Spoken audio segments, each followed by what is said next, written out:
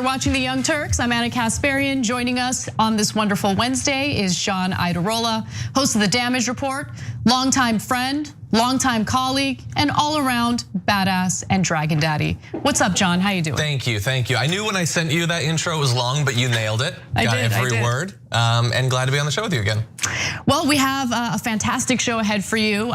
We are going to take a look into Biden's transition team, who's included, who's not included. Progressives are starting to get a little more, I guess, aggressive with what they're demanding from a Biden presidency. And we have one of the most insane sock puppet Twitter account stories of all time.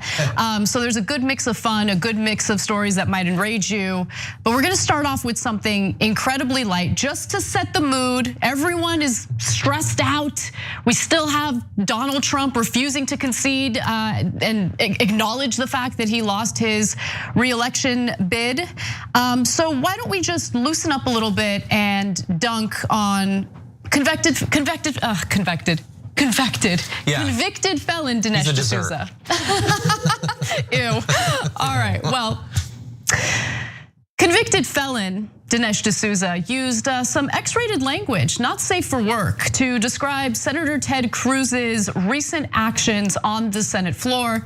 In a tweet, he shared his thoughts saying Ted Cruz just unloaded on McCabe's face over the ridiculous Logan Act double standard with Biden versus Flynn. Now, I did not explore what he was talking about, because I don't care, but more importantly, I think most people read that tweet and wonder, did he do that on purpose? Or is he just a total dork and has no idea?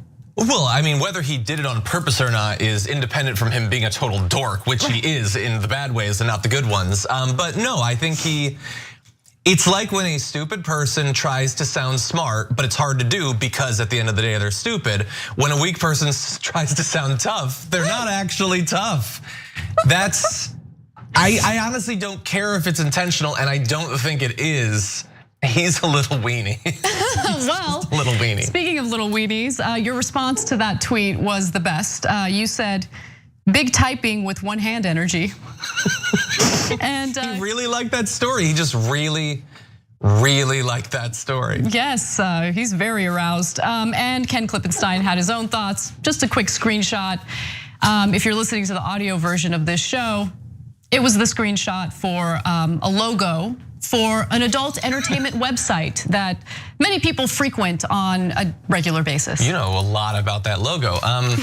Yeah, and so look, I think the simplest explanation is he did the thing that you sometimes do. You read an article or whatever, you enjoy it, you want to spread it, so you want to spread it all over the face of the internet, and to show that you love the internet.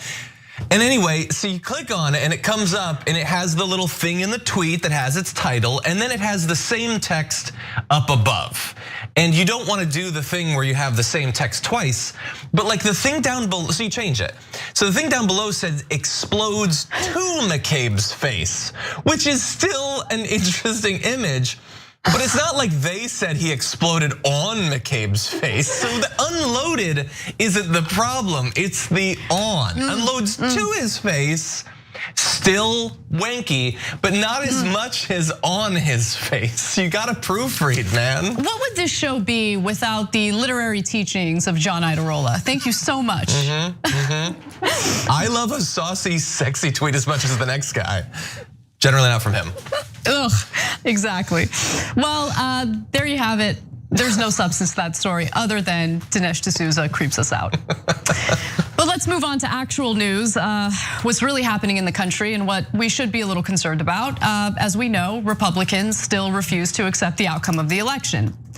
Texas Lieutenant Governor Dan Patrick has announced that he will pay a reward up to $1 million if anyone comes forward with allegations of election fraud, any reports of voter fraud.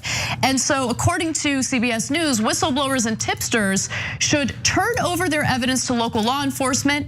Anyone who provides information, and this is a statement from Lieutenant Governor Dan Patrick, anyone who provides information that leads to an arrest and final conviction of voter fraud will be paid a minimum of $25,000. Now, the wording is important there because in order for you to collect any money in the form of a reward, the individual that you're accusing of voter fraud would have to be convicted of voter fraud.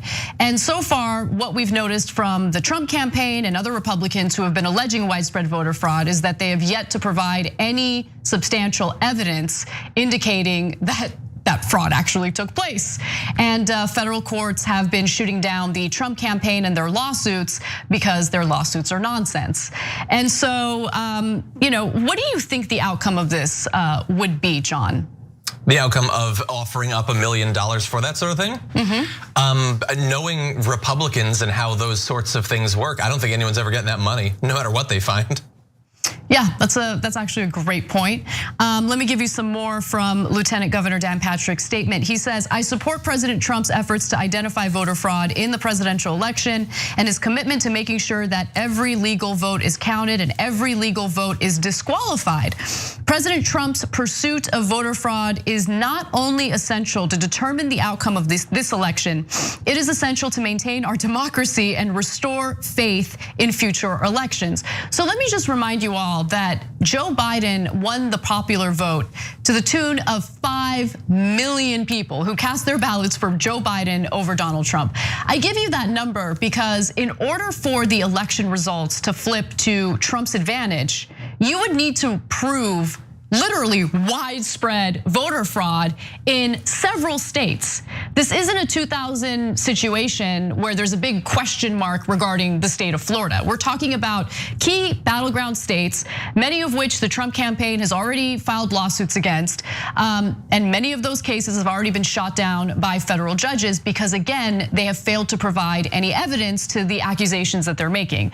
So I think what's likely to happen is we're gonna see all sorts of false allegations against people who did absolutely nothing wrong, and they're gonna have to go through what you would expect they'd go through with right-wing media lunatics accusing innocent people of doing something wrong when they really haven't done anything wrong. Just today, Donald Trump tweeted a video of people, officials, literally collecting ballots from ballot drop-off boxes.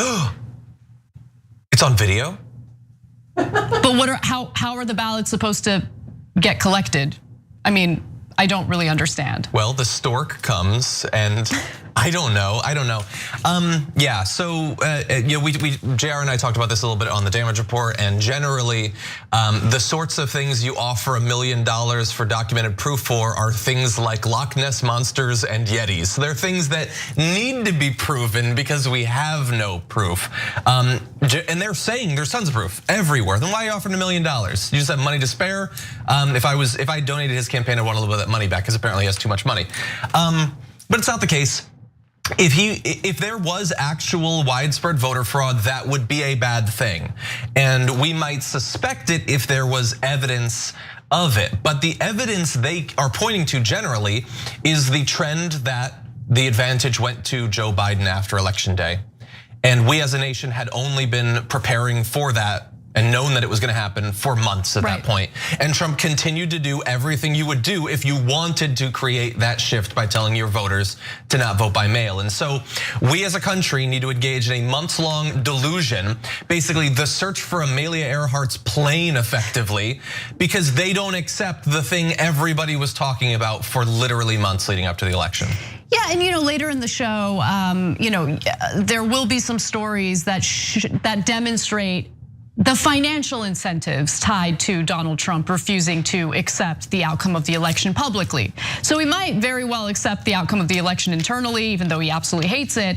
But he is using this very public battle to essentially fundraise, and none of that money is actually going to the legal battle to recount votes in certain states. It's all nonsense. It's all part of his grift, and it's actually pretty disgusting.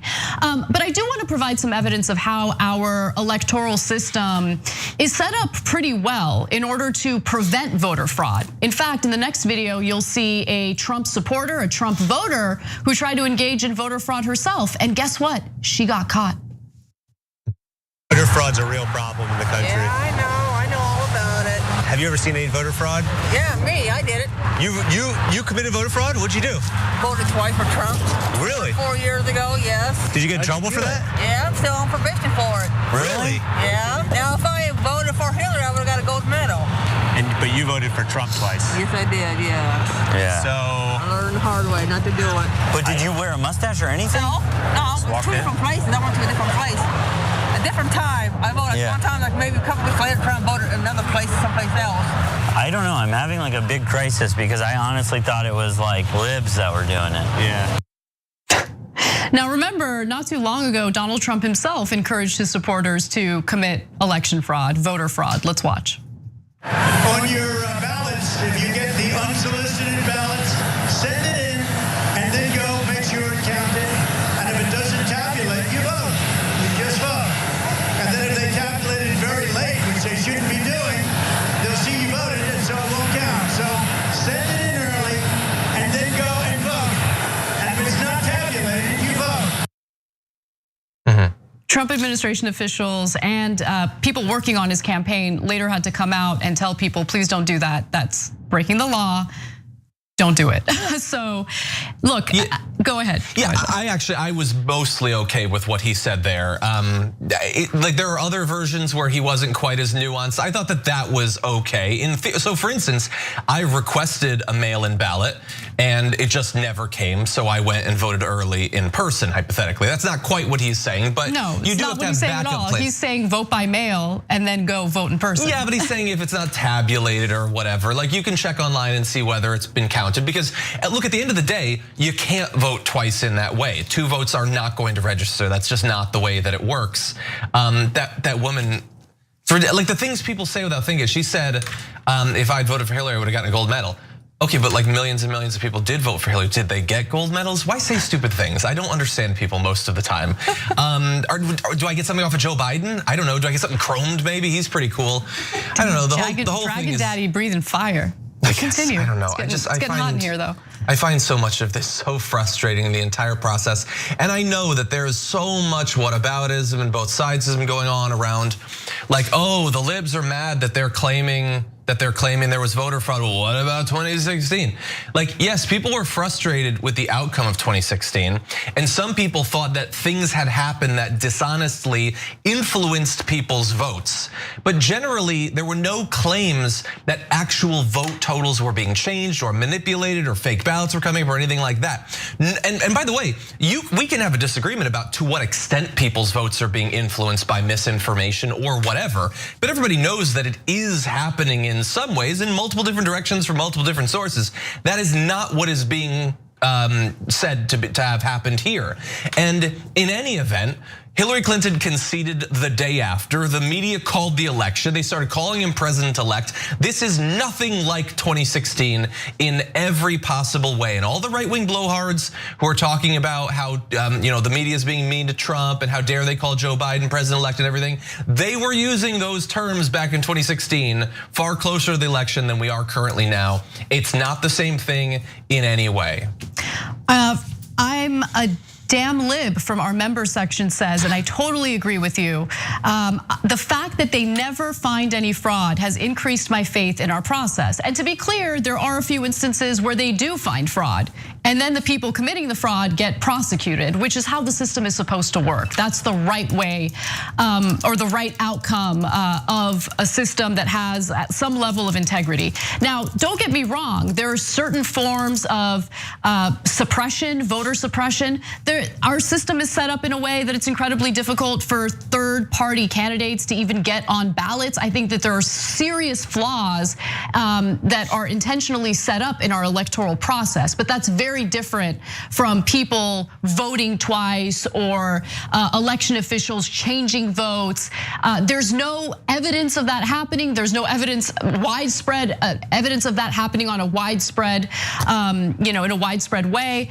And so, yes, John. Yeah, just a little bit. And by the way, I guess we're not even, I mean, going forward, we'll talk about voter suppression as a country and everything, but like, we're just accepting some of the voter suppression measures that were put into place. Like Abbott is talking about wanting to find voter fraud. We will never know how many votes didn't get cast because of the one ballot drop-off place thing. Would it have been enough to switch the state? Almost certainly not, but there would have been more votes. The Supreme Court, in the cases where they stopped late arriving but pre-election day postmarked ballots from being counted, in some states they allowed it, in some states they didn't.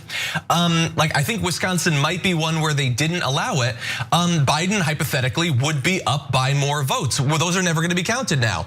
Can anyone watching this, if you're a conservative, can you come up with a single instance in which something was done by a state legislature, by a governor, by a state Supreme Court, or by the Supreme Court that had the effect of reducing the number of Republican ballots that were cast?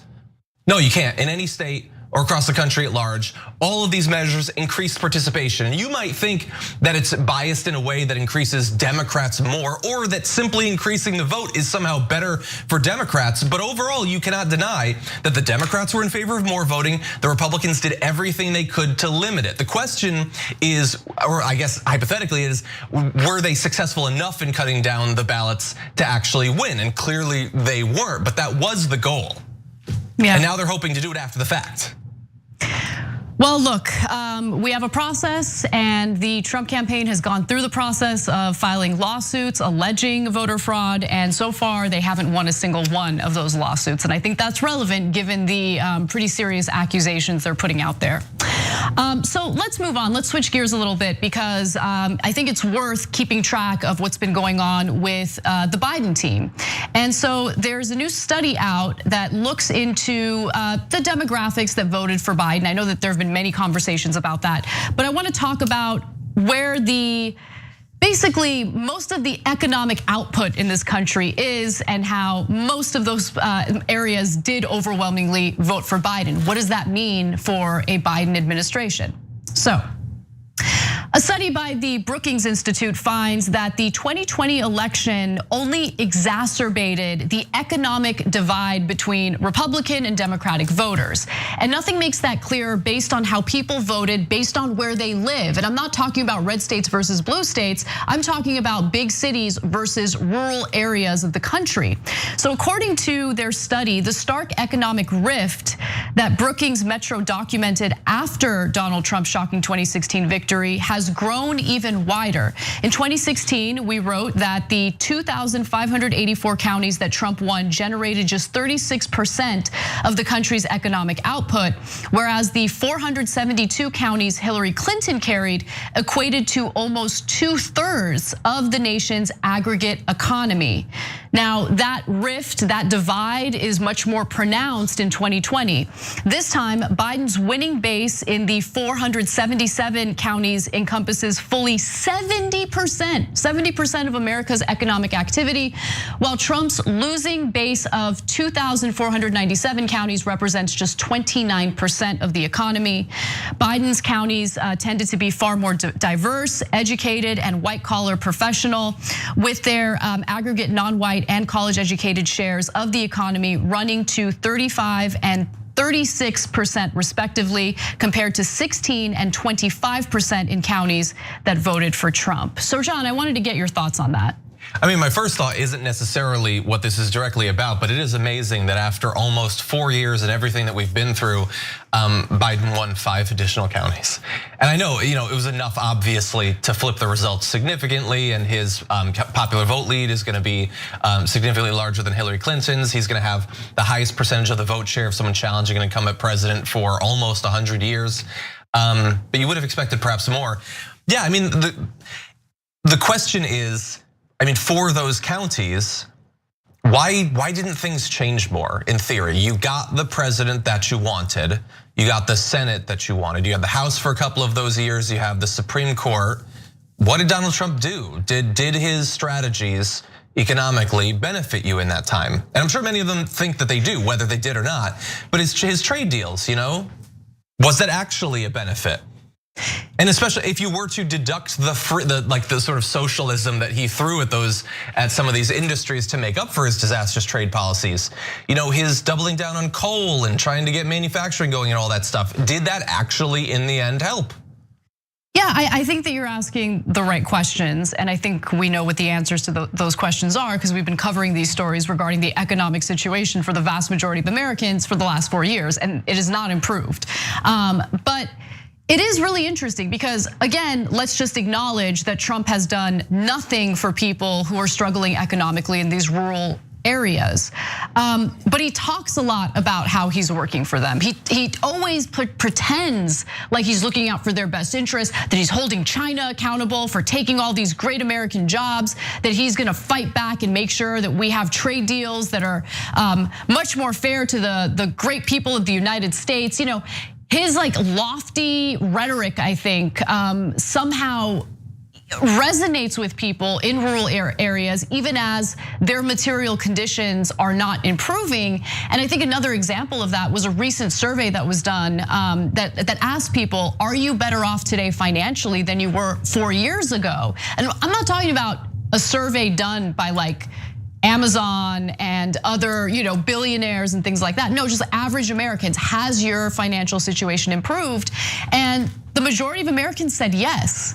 So I think that kind of reaction, perspective does help Trump in these rural areas. They feel like he's constantly speaking to them, right? And then at the same time, and again, Trump did this with his own cabinet where he like filled it with the biggest swamp monsters. But if you look at what Biden's doing with his transition team, you see all sorts of names in there where you're like, bro, what are you doing? Come on, like get it together. So there are some great like union leaders included in his transition team. I don't want to take away from that.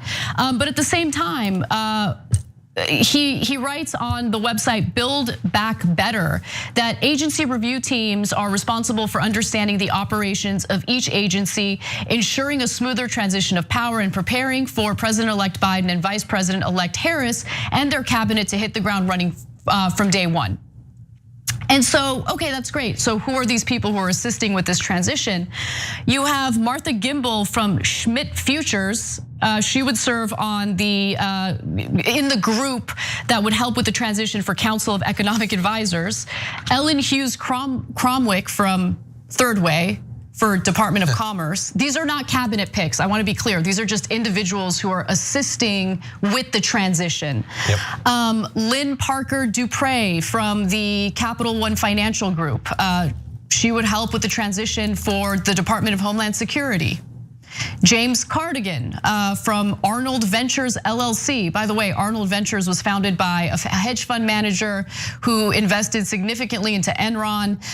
But that group will basically help with the transition for the Department of Housing and Urban Development. Fantastic. Tom Sullivan from Amazon, Department of State. Matt Olson from Uber Technology. And this is interesting. For the intelligence community, and then Cameron Alford from US Bank for International Development. Yeah, I mean, like, well, for your diplomacy, what do you want? Probably Amazon, they deliver packages, maybe they can deliver a peace deal, intelligence community. Matt Olson, Uber. Well, Uber's probably spying on you, so that makes sense. Look, what I'm assuming here, playing devil's advocate, is that these are people known for management of teams, compiling information, those sorts of things. I assume rather than some sort of topical expertise in these things, not knowing their individual histories. I'm assuming it's because they can manage teams that will look into this. But already the people that he's looking to, it's Wall Street, it's these massive corporations and things like that. There are certainly good managers that don't necessarily work at these sorts of places. Right, and so again, I don't want to pretend as if like Donald Trump was a man of the people. No, he filled his actual cabinet with, an Exxon CEO, with Steve Mnuchin as Treasury Secretary, who, by the way, he actually survived. He survived Trump and his lunacy throughout the first term. I'm actually shocked by that. But remember, he was the head of One West Bank, which got in trouble for doing all sorts of like fraud in order to foreclose on people's homes. And so again, Trump was awful. But what are Republicans better at? It's messaging. And so will Republicans attack Biden if he's hobnobbing with the corporate elite? Of course they will. Did Biden do a good job attacking Trump for the swamp monsters that served in his cabinet? I don't think so. He should have done a better job in that messaging. And so we'll see how this all plays out, but that's where we're at. Yeah. Anyway, we got to take a quick break. When we come back, we have more for you, including Rashida Tlaib fighting back against moderate Democrats and their smears.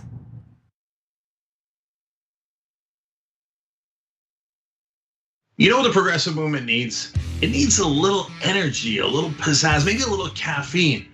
Oh, coffee. But what if it was Too Strong Coffee? Yes, new TooStrongCoffee.com/TYT. Look, this helps progressive causes. It's also organic and fair trade, so you've got peace of mind that it was done right, and it happens to taste great. So check it out right now at TooStrongCoffee.com/TYT. Each month we get closer to our fundraising goals at tyt.com/go. We're here to press on and carry on the work that we've been doing that's so important. We appreciate it so much when you help us to fight against social injustice, fight against corruption, to hold the government and the media accountable, and certainly corporations as well. We do this together. So let's build this progressive community together. Thank you for making us stronger and making the whole movement stronger. To make our voices heard, go to tyt.com/go. All right, lots of comments. You guys are the best. I'm gonna read a few comments from our members. Mr. Methuselah says on YouTube, super chat, thanks for all the important work you do for TYT for the movement. Do you know who had the first super chat when I got back from vacation? You won't be surprised to find out. Rob Shively. What do you know? Rob says, rejoice, for Dragon Daddy has returned. This question sent to us by Izzy Sanchez Jr. Is it me, or is Meghan McCain talking as fast as Ben Shapiro? Is that the way the right tries to look smart and intellectual? Well, yes. Michael Nathan writes it on Twitter. Did Anna choose Cenk's outfit today? I'm sure it wasn't Cenk himself. Man Bun Jenkins Skinny Jeans says, so now Anna has pointed out, okay, that's his handle. T. Joyce 1971 saying Donald Trump is good at pulling out of things, NAFTA, the Iran deal, NATO. It's just too bad Fred Trump didn't.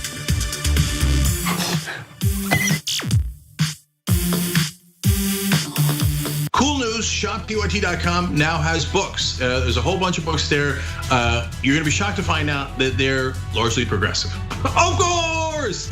Ryan Grimm's book, We've Got People, is there. It's a fantastic story from Jesse Jackson to Bernie Sanders to AOC that explains the progressive movement probably better than any book I've ever read.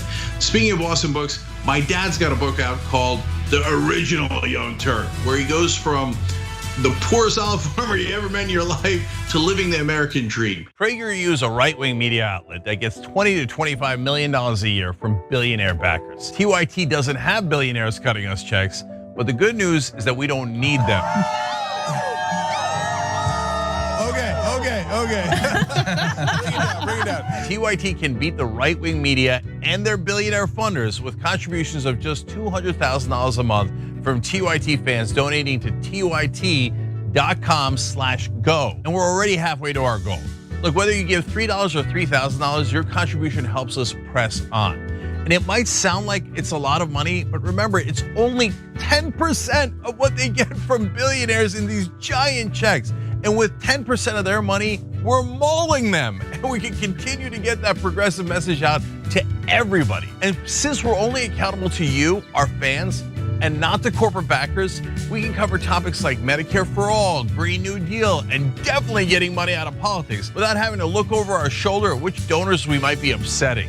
That is liberating. You guys liberate us. The Pragers of the world are accountable to the billionaires that give them money, and in turn, what do? They deliver propaganda on their behalf. We deliver the truth to our audience and are only accountable to you. We are the microphone of the progressive movement. Help us keep going by making a contribution today at tyt.com/go. Let's go beat those billionaires together.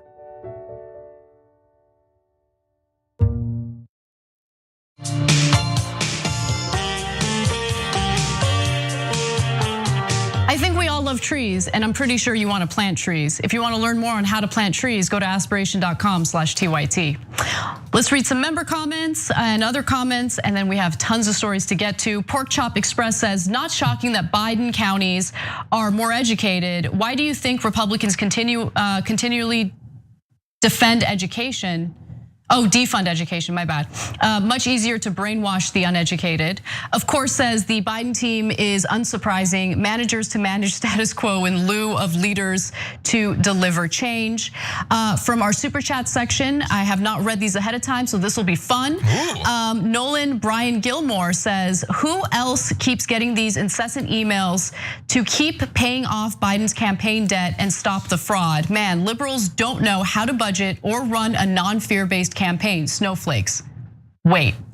So I see what you did there, and we have that story later in the rundown. It's gonna be fantastic, so everyone stick around for that. But we're not done with Biden just yet.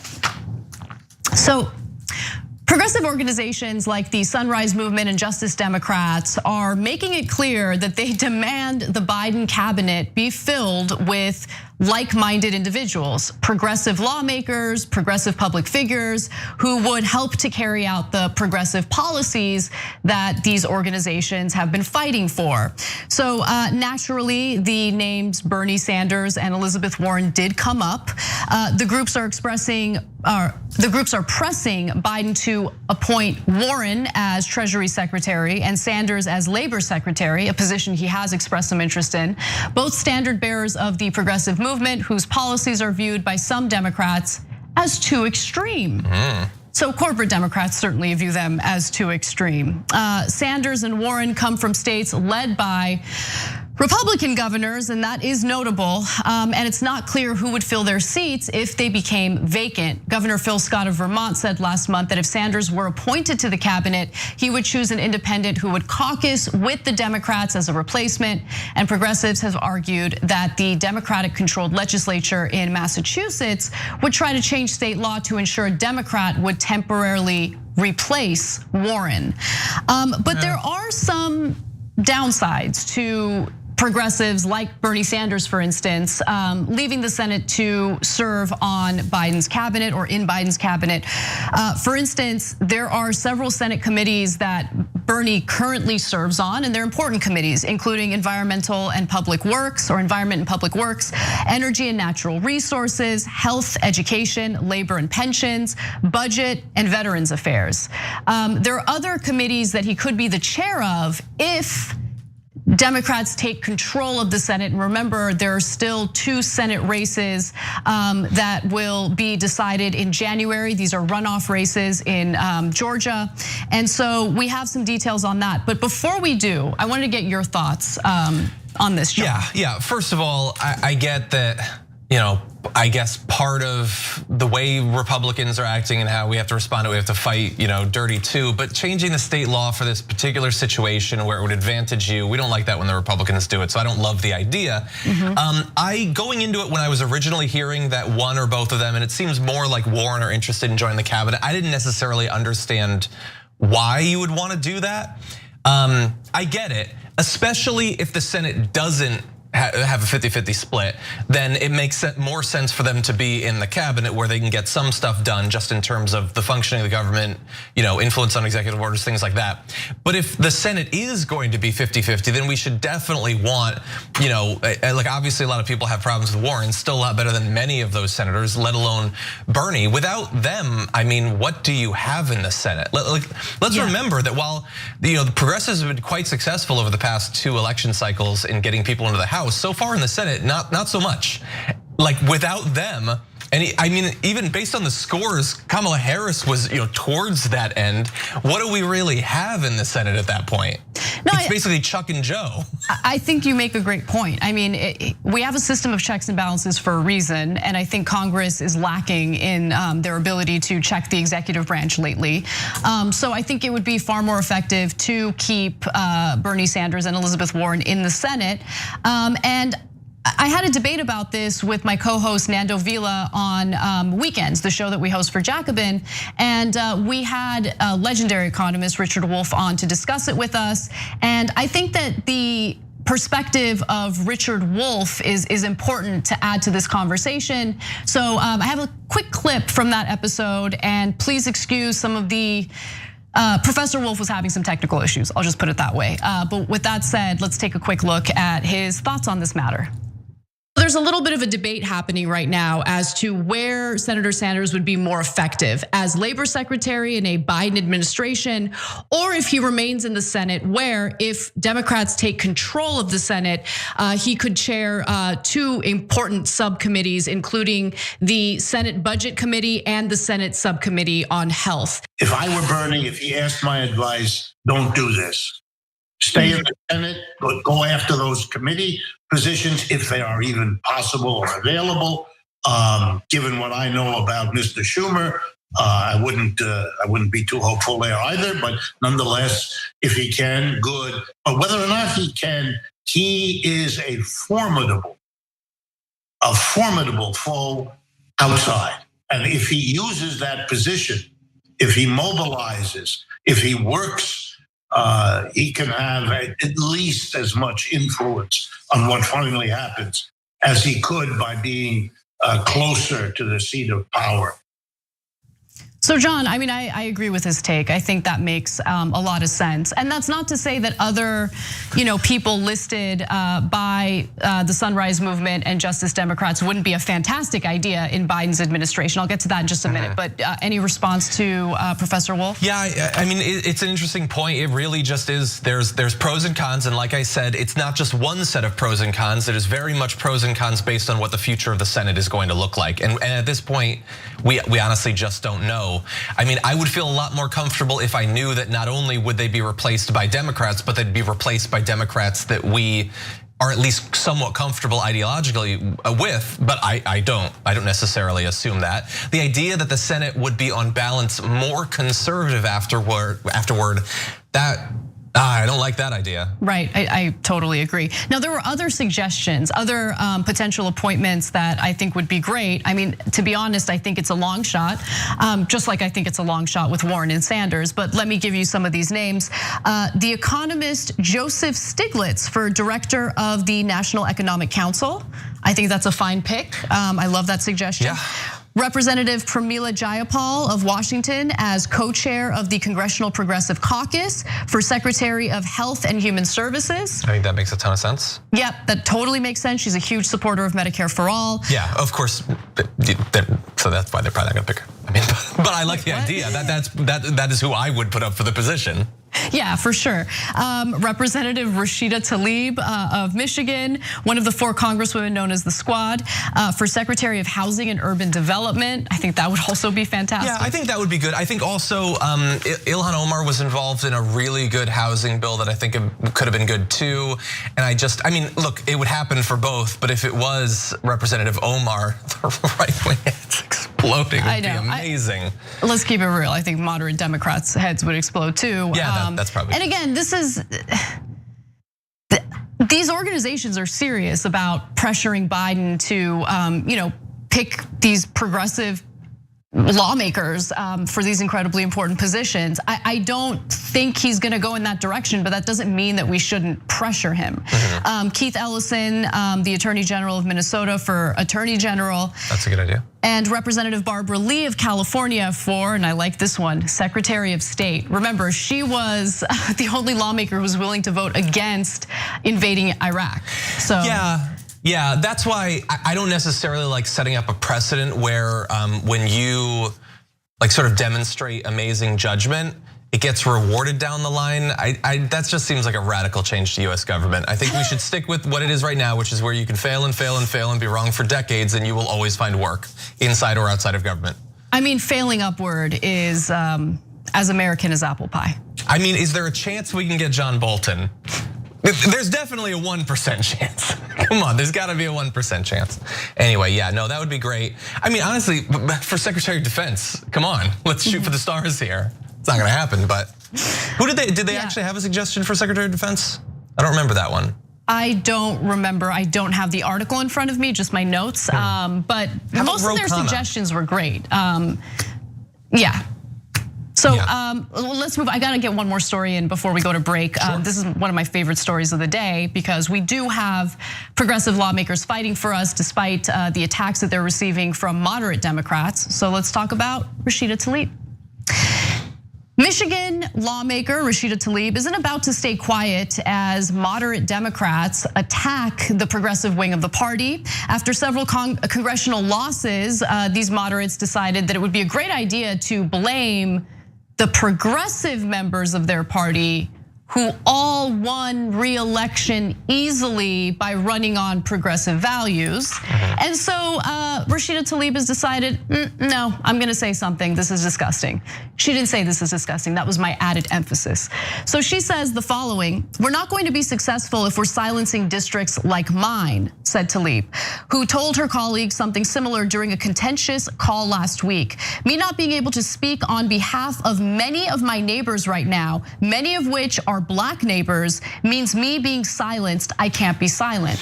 And what she's referring to there was the meltdown that Representative Abigail Spanberger had during the call, where she spoke out against defund the police. She felt that that was a losing message. She was angry about it.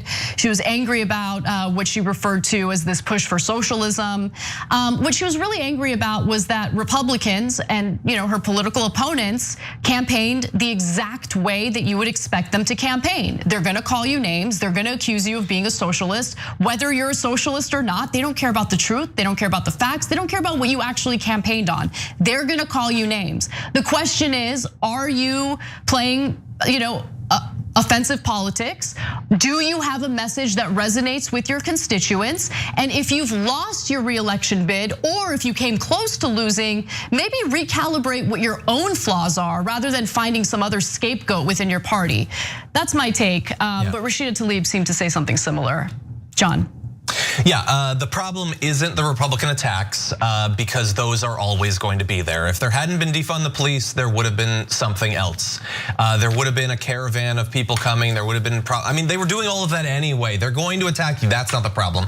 The problem is, and AOC tried to point this out when she tried to help them in the last weeks of their race to actually put out ads, to engage online, all of that. They don't really do that. They can't actually control the message. They often don't try, and when they try, it's not effective. And that isn't even the problem. The problem is they can't be effective with their messaging because they don't really stand for much. Right. And they're not really pushing for much. So yes, it's gonna be a little bit harder to get people behind you. AOC and others like her, including Rashida Tlaib, by the way, who are awesome at generating attention and interest and all of this stuff. It's not just random, and it's not just because of their handle or their nickname. It's fundamentally about what they represent. And if you don't represent anything, it's gonna be hard to do that. And that's why people like Spanberger, the problem isn't just that they're being attacked, and it's not just that they don't have the ads, it's that there's really nothing to work with if you're not going to push for anything. No, that's exactly right. And as I've made this point before, corporate Democrats, because of the organizations, corporations, and corporate donors that help fund their campaigns, have shied away from an economic populist message. So instead, they typically like to focus on social justice related topics in order to do their campaigning. If they're gonna go ahead and attack the messaging coming from Black Lives Matter, I don't really know what they plan on campaigning on. Like, what are you providing to your constituents? What are you willing to do for them? What is your message? As John mentioned, like, what do you stand for? Yeah. Rashida Tlaib also told Politico, we're not interested in unity that asks people to sacrifice their freedoms and their rights any longer. And if we truly want to unify our country, we have to really respect every single voice. We say that so willingly when we talk about Trump supporters, but we don't say that willingly for my black and brown neighbors and from LGBTQ neighbors or marginalized people. I totally agree with her, and she, she had more to say. One more quote from her, because I think her statements were strong. She says, if voters can walk past blighted homes and school closures and pollution to vote for Biden-Harris, this is the best point, I think.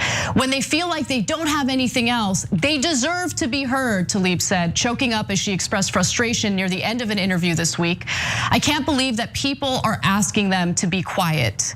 And among people who seem to be asking them to be quiet is centrist Representative Hakeem Jeffries, who said this: do we want to win? Do we want to govern, or do we want to be internet celebrities? I think it's a useful conversation for us because the socialism message wasn't helpful. But it's fascinating that the candidates who ran on that kind of messaging, right, on economic equality, easily won, easily won. So why not ask yourselves why it is that these centrist Democrats are having such a difficult time getting elected? Because again, it's a given. This is something that will not change. Republicans are always gonna attack them. They're always gonna lie about them. The fact that they're not prepared to respond to those lies with a message that resonates with their constituents is the problem. Yeah, and look, we can try to push back against them, we can do that, but the most effective way, both in theory, also demonstrated in the past few election cycles, is to primary. Like, I know some people are going into these next few years saying, okay, we're gonna be watching to accrue a list of people to primary. I don't even think it should function that way. I think everybody should be on that list, and you get off that list by doing the right thing. The assumption shouldn't be that they're going to, because the vast majority aren't. And it's gonna be difficult to find all of those candidates. We're gonna lose a lot of those races, especially in the Senate, but we just have to keep doing it, because these people, like, fundamentally, they're obviously better than Republicans, and we're going to support them in the general election if that's who we have, but let's make it so that we don't. And let's not wait. Let's not wait to find candidates for the midterms. A lot of these representatives, we should be finding people to replace them right now. And I'm gonna end this with two poll results that I think are important. Fox News exit poll asks, what should happen to illegal immigrants? 72% of American citizens or American who responded to this poll said pathway to citizenship. Only 28% want deportation. The same poll asked change to a government-run healthcare plan like Medicare for all. 72% favor it. Only 29% oppose. Just some relevant stats and responses that Hakeem Jeffries might want to look into. We got to take a break. When we come back, we have more news for you, including how Donald Trump refusing to accept the outcome of this election might be more about a grift than anything else. Come right back. You're about to watch some behind the scenes footage of the Young Turks. Ooh. Now, these are partial videos. If you want to get all of them, you become a member, go to tyt.com/join, and you'll get all the behind the scenes of me, Anna, John, JR, a little bit reality show like, tyt.com/join, and enjoy this. You know what you're seeing behind me? Jersey, hold. Watch me flip this camera. However I flip it. Do I flip it like this? No, I just took a picture. I'm bitzing right now. What? Behind the scenes. Oh, okay. For members? I don't have my face on. She doesn't have her face on, folks. Oh, that's JR's ass right there. You can't take 5 minutes off, can you? No, I can't, Johnny. Bye. I said it was live stream, but I was lying. It's not a live stream. It's just for members. Bitsy, this is my cat. You know what his name is? Kiki Cat. Animals are innocent. Control room and the insanity is obviously there. Right now, as you can see, I'm directing or tech directing. I'm so happy to be here. This is what like a Labor Day beard looks like for Cenk. Man, you're a Young Turks viewer if you recognize me like this. Such a big fan. Oh, thank you. You are the one person in my life I would love to meet. What's going on, guys? This is a Bitsy or a BTS or behind the scenes with Hassan Piker, AKA Woke Bay. Oh, hi, I didn't see you there. I have finished my show, The Damage Report, and now I get into a really awkward time of the day. When I'm sitting, the control room is right there. So I can see Bart. This is the Pittsburgh office, by the way. I'll refer to often as the boiler room. You see how it's ripped? Is it super unprofessional to wear that at a business meeting? Or am I like cool rebel? I just finished doing the power panel and I'm fired up. What do you do for TYT? Not a whole lot. If you're frantically tweeting at us that something's broken, thank you, because I'm fixing it. And thank you for being a TYT member. Super last thing, because there's always got to be a super last thing.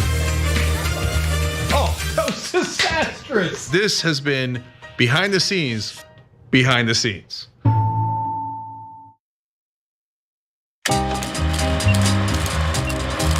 We're gonna do a little thing we like to call Weekly World News. Weekly World News. I cull stories from around the globe, stories that aren't covered on the main show or aren't covered enough, and I turn it into a 5-question quiz for Dave and Steve. All right, do we have our answers? A from Dave and C from Steve, and the correct answer is B, an oil tanker that sank off the coast of China. Okay, we have one answer of B and one answer of C. What is the correct answer? It is, of course, A, an airplane wing walking stunt gone wrong. Okay, we have an answer of A from Dave and C from Steve. The correct answer is B. We have an answer of B and C. What is the correct answer in true Weekly World News tradition? It's A. Come on. Taking the bear out for ice cream. That can't possibly be true. We're terrible today. Just terrible. When news is breaking and when you need Brett Ehrlich, it's time. When news breaks, when news is breaking and you like. When news is breaking and you need Brett Ehrlich, it's time for Breaking News with Brett Ehrlich. This is Breaking News with Brett Ehrlich.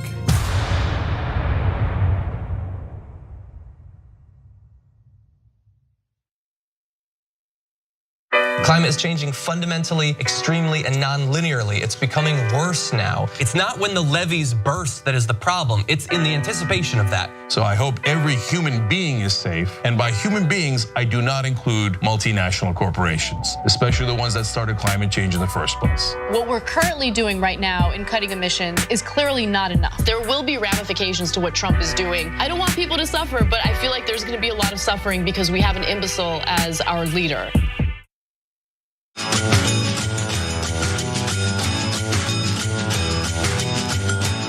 All right, I gave you guys the wrong URL when it comes to planting trees. You wanna go to tyt.com/trees, where you can essentially plant a tree with every purchase. Boom. All right, and then some Twitch info, Twitch subs. We have Denny Lopez 6, who gifted 25 subs. Thank you, thank you. Obi Mom Kenobi, who is a mainstay in this document, has gifted 5 subs. Ed Lowry, a new Prime member, and Cyril 2013, 3 months with Prime. So thank you for subscribing. You can go to our Twitch channel by going to twitch.tv/TYT. Had a moment there. And Gina J, the introvert, gave 400 bits. Irie Man, my apologies, gave is that real? 1,420 bits. So thank you for the love. We love you guys. Let's get to the rest of our news. Trump supporters have been inundated with campaign emails urging them to immediately donate to help Donald Trump in his battle to recount the votes in various key battleground states. The money allegedly goes to the court battles that the Trump campaign is launching in various states, but that money actually isn't going to that effort. If you read the fine print at the very bottom of the emails, you'll see what's really going on. As Talking Points memo reports, the reality, there is no election defense fund. The donations are siphoned into a mix of various committees. Initially, some of the money was being used to pay down the Trump campaign's debt. Later, the formula was changed to funnel most of the money into Trump's new leadership PAC called Save America. And that is foreshadowing, guys, because that PAC could be used for a number of different things that should have you a little worried about the future. So for instance, Trump could use that money from the PAC to do typical stuff that Trump would do, like funnel the money back to his own businesses by booking travel to his hotels and whatever. It could also help him with his campaign if he wants to run in 2024. It can also help him pay off some of his campaign debts, and then there are legal fees. So the prohibition, as Brett Capel from Harman Curran Law says, the prohibition on the personal use of campaign funds also does not apply to leadership PACs. So leadership PAC funds could be used to pay the legal fees Trump will incur after he leaves office, and I think we're assuming that there will be many legal fees to deal with. But John, your take on this? I assume so. Look, honestly, having this person that purports to be a billionaire ask for regular conservatives to give them money when he could snap his fingers and make all these debts go away as easily as us, throwing the change we find under like our couch cushions. That's icky in a way. But other than that, I honestly, it's sort of funny how they're hiding what some of this is gonna be used for, but I honestly don't have that much of an issue with it. It's the rare thing that Trump is doing that's actually perfectly legal, so good, I want to encourage him to do legal stuff. And also, all of these things that they might use the money for, I have a feeling the red hat wearers would be perfectly fine with all of it. If he wants to someday use it to run again, they're fine with that. If it's to fight off the witch hunt when he leaves office, they'd be fine with that. So Yeah, it's manipulative, it's dishonest, but they signed on to that a long time ago. It's manipulative, but it also gives Donald Trump a reason to continue pretending as though he didn't lose the election. That's true. Like now it's kind of becoming clear that there are some ulterior motives at play, and he's using this and the ridiculous narrative that he and his Republican goons are pushing as a way to fundraise, to put more money in, this PAC that could potentially help him in the future if he wants to run again. So, yeah, and by the way, that's damaging to our democratic process, because do you think his supporters understand what he's doing? No, I mean it's making them completely question the validity and outcome of this election, and that could lead to a pretty violent outcome. So he's playing with fire here, but of course he doesn't care, because if he can make some money in the short term, he'll do it. Agreed. All right, one more story for you guys before we move on to our post game. Become a member, tyt.com/join. So John Voight is showing us that he remembers how to audition for things, and he used the recent nonsense coming from the Trump campaign as a way to do it. As we know, Trump has refused to concede to the fact that he has lost his re-election bid, and John Voight is pushing the same ridiculous narrative in a weird actor kind of way. My fellow Americans, I stand here with all that feel as I do, disgusted with this lie that Biden has been chosen, as if we all don't know the truth. And when one tries to deceive, we know that one can't get away with it. There will be a price to pay. The ones who are jumping for joy now are jumping toward the horror they will be in for, because I know that the promises being made from the left to the American people will never come to be. My friends of all colors, races, and religions, this is now our greatest fight since the Civil War. The battle of righteousness versus Satan. Yes, Satan.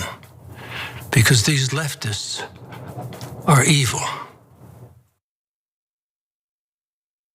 Yeah, John, I think we're gonna go with someone else. A little overacting there.